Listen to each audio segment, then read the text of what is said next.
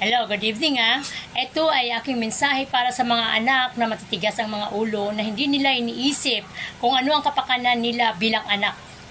Ayan anak, ang mga nanay nyo huwag nyo bigyan ng problema. Dahil kung halimbawa kayo Suael, sa nanay nyo o tatay nyo, sa mga magulang nyo ay kayo ay nagbibigay sa kanilang konsumisyon.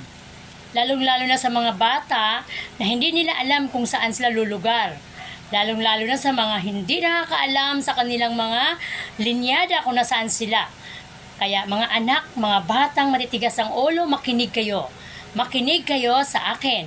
Dahil dito nyo matagpuan ang mga mensahe na dapat ninyong isipin at pag-aralan ng mabuti. Dahil ang mga bata ngayon, sa panahong ito, ay matitigas na ang ulo. Mas marunong pa sa mga magulang.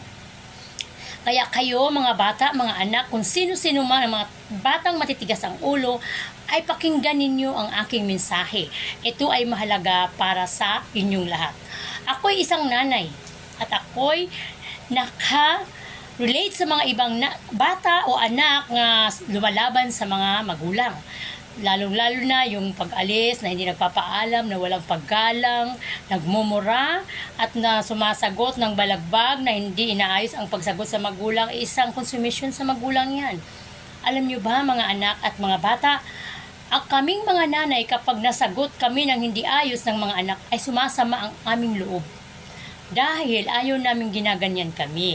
Kaya sana naman mga bata, isipin nyo mabuti bago nyo ilabas ang mga salita sa mga nanay ninyo. Kung anumang mayroong salita ang nanay nyo, sagutin nyo ng maayos.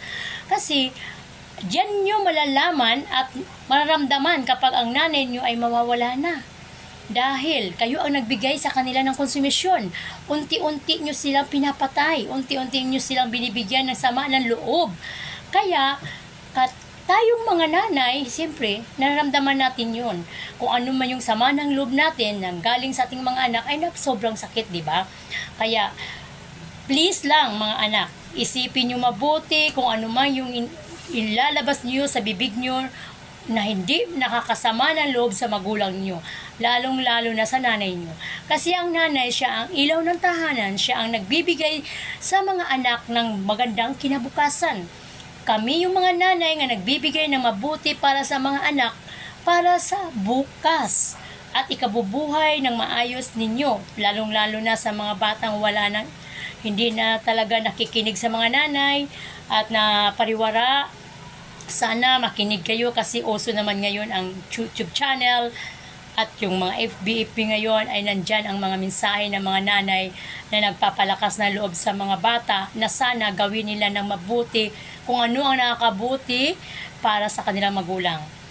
Ito yung mensahe na to para sa mga batang Suael.